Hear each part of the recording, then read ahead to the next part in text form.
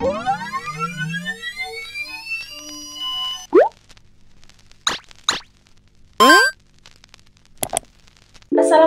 warahmatullahi wabarakatuh.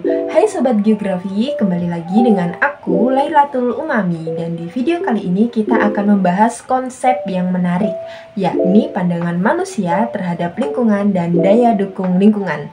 Gimana penjelasannya? Yuk simak video ini hingga habis. Sobat Geografi semuanya pasti sudah paham dong ya bahwa kita sebagai manusia hidup dalam lingkungan yang cukup kompleks sehingga memunculkan interaksi antara kita dengan lingkungan sekitar. Dan dari interaksi ini memunculkan berbagai pandangan-pandangan manusia terhadap lingkungan. Nah, ada apa aja sih pandangannya? Jadi yang pertama, pandangan antroposentrisme.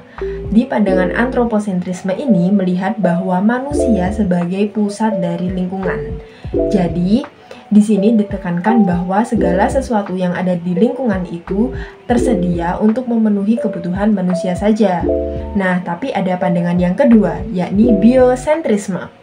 Pada pandangan ini berfokus pada keseimbangan antara kedua ekosistem, manusia dan lingkungannya. Tetapi di sini yang lebih ditekankan adalah lingkungan sebagai role utama. Jadi lingkungan ini tidak memiliki ketergantungan kepada manusia. Kalau dipikir-pikir ini kebalikannya dari pandangan yang pertama ya. Nah, yang ketiga adalah pandangan ekosentrisme. Nah, kalau di pandangan ini lebih menekankan pada keseimbangan atau keselarasan antara keduanya. Jadi, lebih menekankan pada kedua ekosistem komponen baik manusia maupun lingkungan ini memiliki keterkaitan erat satu sama lain. Jadi yang lebih ditekankan di sini adalah bagaimana cara kita untuk dapat menyeimbangkan ekosistem ini. Gitu. Nah, sekarang sudah paham kan terkait dengan pandangan-pandangan manusia terhadap lingkungan? Nah, pandangan manusia terhadap lingkungan ini menentukan bagaimana perlakuan kita terhadap lingkungan. Jadi, teman-teman geografi sekalian, jika memandang lingkungan, ini pandanglah lingkungan dengan arif dan bijak. Jangan semena-mena sebagai manusia kita dapat mengeksploitasi alam dengan seenak kita sendiri. Begitu ya. Nah, selanjutnya ada konsep penting yang terkait dengan lingkungan. Nah, konsep apa itu? Yaitu adalah konsep daya dukung lingkungan. Apa sih daya dukung lingkungan itu? Jadi simpelnya, daya dukung lingkungan itu adalah how environment can carrying us. Maksudnya adalah bagaimana lingkungan ini dapat menopang kehidupan manusia. Karena manusia ini kan seiring dengan perkembangan zaman, populasinya semakin bertambah. Nah, ini apakah dibarengi dengan daya dukung lingkungan yang baik? Tentunya belum tentu ya.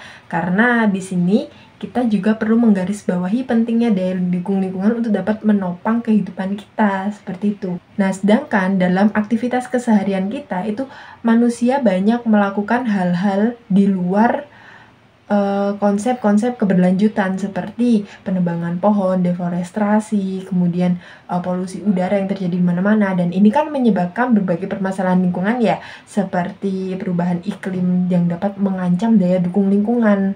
Nah, dari sinilah kita tahu bahwa harusnya daya dukung lingkungan ini tuh dibarengi dengan sikap arif dan bijak dari manusia itu sendiri. Karena kita yang hidup di lingkungan harusnya kan kita dapat hidup berdampingan dengan lingkungan, seperti itu. Tapi ini yang menjadi permasalahan besar yang terjadi dewasa ini. Selanjutnya kita berbicara tentang sifat-sifat daya dukung lingkungan. Kalau kita perhatikan, daya dukung lingkungan ini tuh sifatnya tidak statis ya, tidak stabil, tapi dia dinamis dan bervariatif tergantung pertumbuhan zaman, tergantung perkembangan zaman ini nantinya seperti apa. Jadi daya dukung lingkungan ini tuh dapat semakin memburuk atau malah semakin membaik, tergantung bagaimana manusia itu dapat mengelola lingkungannya. Selanjutnya ada faktor-faktor yang mempengaruhi daya dukung lingkungan.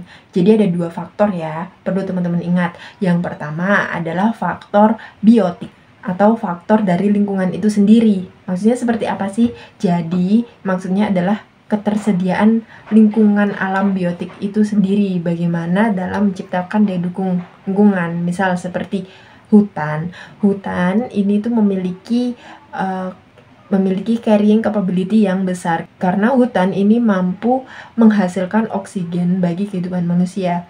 Tetapi faktor yang pertama ini tidak bisa berdiri sendiri karena harus dibarengi dengan faktor yang kedua, yaitu faktor abiotik atau manusia. Jadi faktor-faktor abiotik ini tuh seperti faktor yang kedua, yaitu faktor abiotik atau manusia. Di faktor abiotik ini tuh lebih kepada arah bagaimana perlakuan manusia itu terhadap lingkungan ya. Bisa dilihat dari kondisi sosial, ekonomi, dan budayanya. Jadi seperti apa yang saya katakan di awal bahwa daya dukung lingkungan ini tuh harus seimbang dan sejalan dengan perlakuan manusia. Manusia yang semakin hari semakin banyak populasinya itu juga harus dibarengi dengan pemahaman tentang menjaga lingkungan yang baik agar kapasitas lingkungan ini tuh mencukupi untuk menopang kehidupan manusia ke depannya. Nah, sekarang teman-teman sudah paham kan terkait dengan pandangan manusia terhadap lingkungan dan juga konsep dari daya dukung lingkungan itu sendiri. Jika ada yang ingin didiskusikan, silahkan tulis aja komentar kalian di bawah ini. Kita akan diskusi bareng-bareng di sana. Dan kurang lebihnya saya mohon maaf, semoga ilmu yang kita dapatkan bermanfaat ke depannya. Terima kasih, saya Lailatul Umami, mohon undur diri. Wassalamualaikum warahmatullahi wabarakatuh. Bye-bye.